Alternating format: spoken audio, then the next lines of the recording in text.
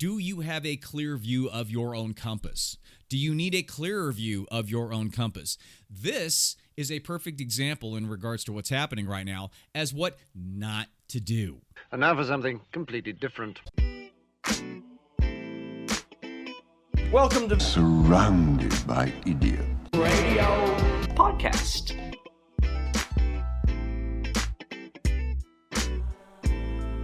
Well, I hope you've embraced your social isolation by now. This is Tony Dufresne, PhD. This is the Surrounded by Idiots, brought to you live on tape from beautiful Scottsdale, southwestern United States of America. Yes, I am in my home office, as you can see if you're watching on YouTube.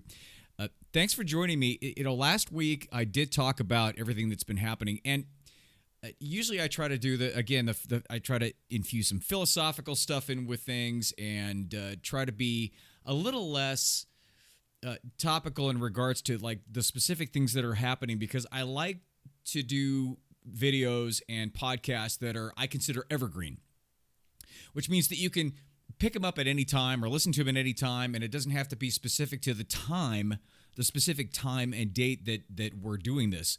But because of the absolute dumpster fire that's happening, and especially in the United States, in regards to the coronavirus stuff, I have to bring this up. And the interesting part about it is the situation that's happening right now in the U.S. and how we are handling things is exactly like the trolley problem. And if you don't know what the trolley problem is, I'm going to tell you. If you haven't, it's a long-standing moral dilemma parable. It's a story, and it's one of those things where it kind of gets you to think in regards to, what ethically or morally, what would be the better decision in a certain situation. And so here's the trolley problem that's been posed for years and years. There's a trolley on a track, and it's lost its brakes, and it's barreling down the track. You happen to see the trolley off into the distance, and it's rolling, and you also happen to be standing next to a lever that switches the tracks, and in front of you, there is a part of the track where it splits off into two parts. So if it keeps going down the way it's going, barreling down, you notice that there are 5 people that are stuck on the tracks down the road, and they cannot move. So if you do nothing and the trolley screams by you without you doing anything with that switch, 5 people will die. However, on the other split of the track, there's one person that can't move. They can't see you. They got their earbuds in and they're walking, right? So they can't see you, they can't hear you, you can't warn them, and there's one person. So here's the dilemma. You're at the switch. Do you direct the trolley off of the main line and onto that second line and kill the one person for the sake of saving 5 people? Now, there's no answer to that in the way that it's typically historically posed. It's one of those things where if you're in philosophy or psychology, you've already heard it, and it's one of those things where people can debate it back and forth. I mean, there's so many different derivations and differences in it, but the main thing is to get you to think, and to get you to think from more of a moral perspective and more of a community or a social perspective, hopefully with some level of humanity in mind. Now, that's why it's so fascinating right now, because the exact thing that Trump is doing now is the trolley problem. And he's making the worst decision, because in this instance, with the coronavirus, there is a legit best answer.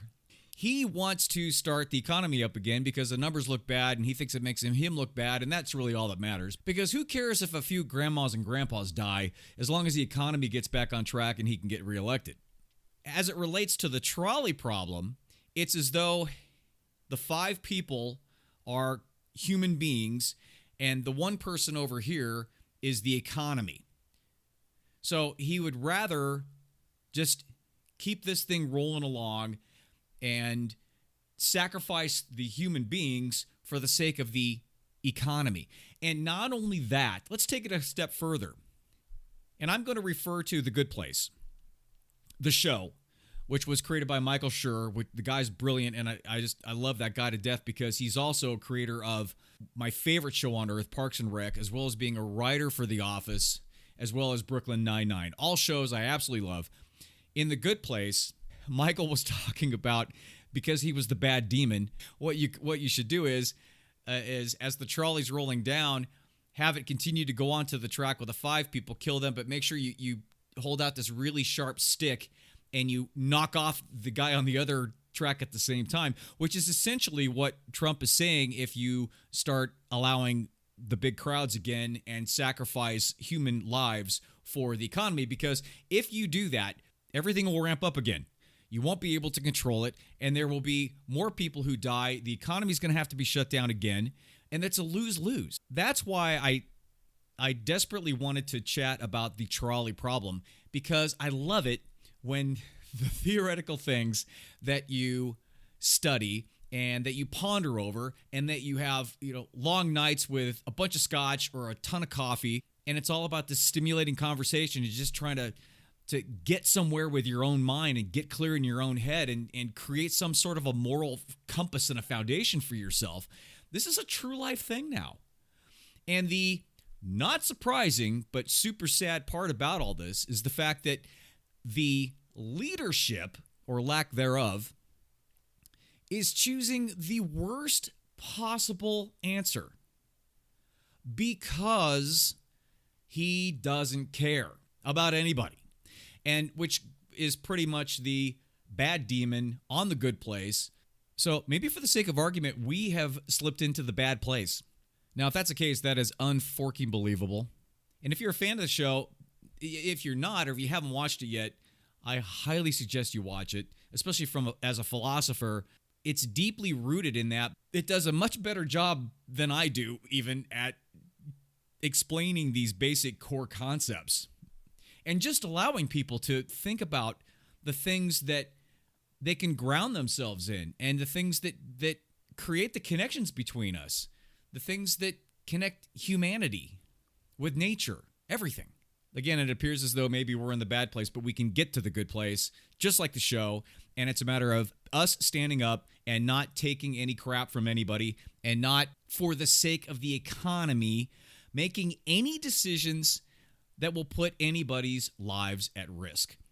Just because, the counter argument, just because millions of people die from the flu every year, or millions of people die from car accidents, which is a direct quote from the president, doesn't mean that we can continue to sacrifice lives for the economy. Two completely different arguments. So I wanted to bring this up because I love the trolley problem.